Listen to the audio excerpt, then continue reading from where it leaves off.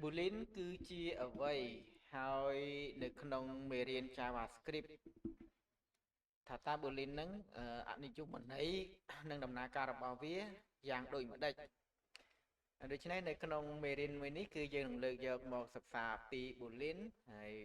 ពីដំណើរការរបស់វា Boolean ហ្នឹងគឺជាប្រភេទតម្លៃទិន្នន័យបាទដែលយើងហៅថា data type ហើយទម្រង់ដើមរបស់វាគឺមានតែពីរលក្ខខណ្ឌទេទីមួយគឺតម្លៃ true ហើយនឹងមួយទៀតគឺតម្លៃ fail ដែល true គឺពិត fail នឹងគឺមិនពិតបានន័យថាលក្ខខណ្ឌរបស់ Boolean គឺមួយពិតមួយមិនពិត true និង fail ហើយនៅក្នុង JavaScript វាដើរតួនាទីដូចជាកុងតាក់ភ្លើងដូចនេះដែរសម្រាប់វាមួយបិទមួយបើកសម្រាប់គ្រប់គ្រងលំហូរនៃកូដនិងជួយឲ្យកម្មវិធីធ្វើការសម្រេចចិត្តតាមរយៈលក្ខខណ្ឌផ្សេងហើយប្រភពកើតឡើងនៃតម្លៃ Boolean តម្លៃ Boolean ភាគច្រើនកើតចេញពីការប្រៀបធៀបដែលយើងហៅថា comparison operator ជាទូទៅប្រសិនបើយើងប្រៀបធៀប10ធំជាង5តម្លៃប្រកាសជាពិតហើយព្រោះមិនមែន10តូចជាង5ទេហើយក៏មិនដែល10ស្មើ5តែ10គឺធំជាង5ដូចនេះតម្លៃគឺជាពិតបាទហើយប្រសិនបើ3ស្មើ4នោះវាតម្លៃមិនពិតបាទតម្លៃមិនពិតបាទនេះគេហៅថាលក្ខណៈក្នុង Boolean ហ្នឹងគឺវាមានការប្រៀបធៀបមួយពិតមួយមិនពិតពីការដំណើរការជាមួយ if else យើងមើលពីការដំណើរការជាមួយ if else វិញការត្រួតពិនិត្យលក្ខខណ្ឌនៅពេលអ្នកដាក់លក្ខខណ្ឌនៅក្នុង if បាទនៅក្នុង if ដែលមានវងកញ្ចក់ហើយកម្មវិធី JavaScript នឹងបំលែងលក្ខខណ្ឌនោះទៅជាតម្លៃ Boolean បាទ true ឬ fail ជាមុនសិនទើបសម្រេចចិត្តកូដជាក្រោយបាទនេះគឺជាលក្ខណៈការត្រួតពិនិត្យកូដបាទនៅក្នុងការសរសេររូបមន្ត if ធម្មតាយើងប្រើ if ហើយវងកញ្ចក់ហើយវងកញ្ចក់គឺយើងនឹងធ្វើការប្រៀបធៀបនៅក្នុងវងកញ្ចក់ហ្នឹងហើយថាតើតម្លៃហ្នឹងពិតឬមិនពិតហើយនៅពេលដែលកូដស្វែងរកឃើញតម្លៃពិតឬមិនពិតវាកូដនោះនឹងរ៉ាន់ទៅតាមលក្ខខណ្ឌដែលយើងបានកំណត់ហើយយើងមកយល់ដឹងពី true និង fail បាទន័យហៅថា true C ហើយនិង fail C true C fail C អត្ថកម្បាំងរបស់ JavaScript នៅចំណុចនេះនៅក្នុង JavaScript រាល់តម្លៃទិន្នន័យទាំងអស់ទោះមិនមែនជា true ឬ fail ចំក៏ដោយនឹងត្រូវចាត់ទុកជា true C ឬ fail C ស្មើនឹង fail ហ្នឹងនៅពេលដែលយកទៅប្រើក្នុងលក្ខខណ្ឌកន្លែងដែលជា fail C មានតែ6គត់ដែលស្មើនឹង fail បាទកន្លែងនេះគឺជាចំណុចសំខាន់មួយផងដែរទោះបីជាយើងមិនមានការប្រៀបធៀបក៏ដោយប៉ុន្តែក៏មានលក្ខខណ្ឌ6ចំណុចដែលចាត់ទុកជា fail លក្ខខណ្ឌ6ចំណុចហ្នឹងគឺយើងមើលនៅចំណុចនេះបាទទី1គឺ fail តែម្ដងបាទន័យថាតម្លៃ fail ចេញមកគឺតម្លៃហ្នឹងជា fail ហើយទី2គឺលេខ0បាទលេខ0ក៏ជា fail ដែរបាទន័យថាតម្លៃមិនពិតបាទគឺនឹងចាត់ចូលជាមិនពិតហើយសញ្ញាថ្មិញកណ្ដុរ2ឬក៏សញ្ញាបតក2នេះគឺចាត់ជាទទេស្អាតណាបាទន័យថាมันមានតម្លៃហើយកណាក្នុងចំណុចនេះក៏ចាត់ទុកជា fail ដូចគ្នាហើយតម្លៃ null ក៏ជា fail undefined ក៏ជា fail none ក៏ជា fail បាទទីទៀតយើងនឹងទៅធ្វើការអនុវត្តជាក់ស្ដែង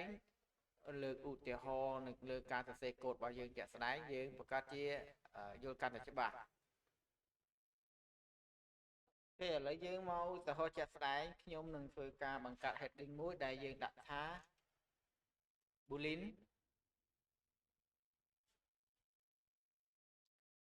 statement ហើយយើងនឹងធ្វើការឧទាហរណ៍ជាក់ស្ដែងទៅលើមួយខ្ញុំនឹងបង្កើត variable មួយឲ្យឧទាហរណ៍របស់យើងដែលយើងដាក់ថាអូខេ let each login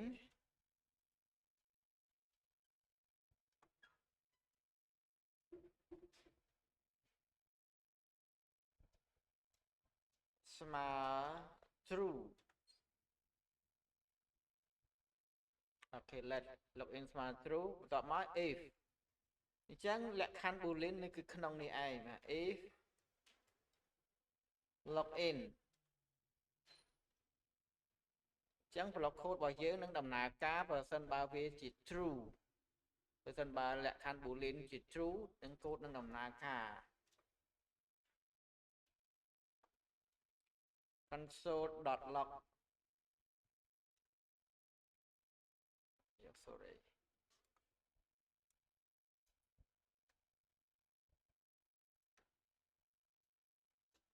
ok console.log សូមស្វាគមន៍មកកាន់ប្រព័ន្ធយើងខ្ញុំដាក់ចឹងមកណាអូខេបាទនេះគឺជានេះ boolean គឺការត្រួតពិនិត្យលក្ខខណ្ឌនៅក្នុងវងកញ្ចក់នេះឯងដែលយើងផ្ដល់ជាលក្ខណៈ if ឲ្យវាបន្តមកទៀតយើងនឹងធ្វើប្រសិនបើលក្ខខណ្ឌនឹងខុសពីអ្វីដែលយើងបានគេយើងអាចប្រើជា l មកអញ្ចឹង console.log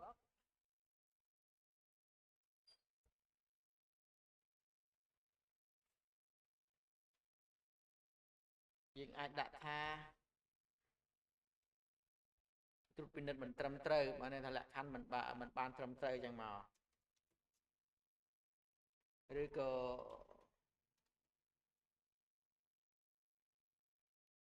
អញ្ចឹងកន្លែងនេះគឺនៅពេលដែល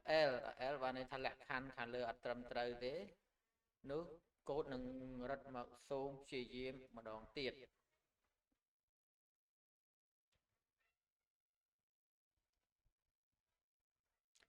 គេប៉ុណ្ណេះហើយបន្តមកយើង save ហើយយើងចូលទៅមើល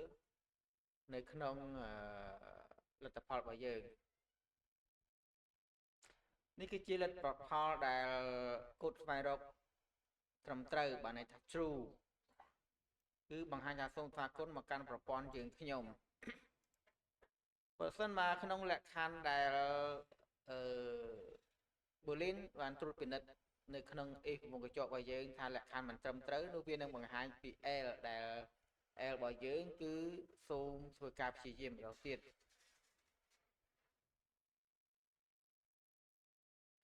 នៅពេលនេះកន្លែងនេះបើសិនបើយើងធ្វើការលុបពាក្យ true ចោលមកហើយយើងទុកតែសញ្ញាធ្មេញកណ្ដុរ2នេះទេនោះបញ្ជាក់ថា boolean នឹងទុកបានន័យថានឹងចាត់ចូលជាចំណុច fail បានន័យថាវាមិនពិតដូច្នេះតើកូដនឹងដំណើរការសូមព្យាយាមម្ដងទៀតគឺចូលនៅក្នុងលក្ខខណ្ឌដែលមិនពិតអូខេឥឡូវយើងទៅមើលលទ្ធផលបាទលទ្ធផលគឺបានបង្ហាញហើយថាសូមព្យាយាមម្ដងទៀតអូខេនៅចំណុចនេះគឺវាចូល6ចំណុចដែលយើងដែលខ្ញុំបានរៀបរាប់មិញគឺ6ចំណុចវាមានសញ្ញាធ្មេញកណ្ដុរ2ហ្នឹងវាមានលេខ0វាមាន none បាទមាន fail បាទមានប្រមាណចំណុចតទៀតអញ្ចឹងក្នុងលក្ខខណ្ឌ6ចំណុចហ្នឹងក៏ចាត់ទុកជា fail ដែរបាទអូខេបងប្អូននេះគឺជាដំណើរការរបស់ boolean ដែលនៅក្នុង JavaScript ហើយសម្រាប់មេរៀននេះកន្លឹះមួយនេះគឺសូមធ្វើការបញ្ចប់ត្រឹមហ្នឹងហើយបើសិនបើបងប្អូនមានចម្ងល់អាច comment សួរបានហើយក៏អាច join channel របស់យើងខ្ញុំដែលមាន link នៅខាងក្រោមហ្នឹងដើម្បីទទួលបាននៅកន្លឹះក៏ដូចជាមេរៀនតាក់ទងទៅនឹង web development ដូចជា HTML CSS និង JavaScript តែម្ដងដោយឥតគិតថ្លៃបាទអរគុណច្រើនជម្រាបលា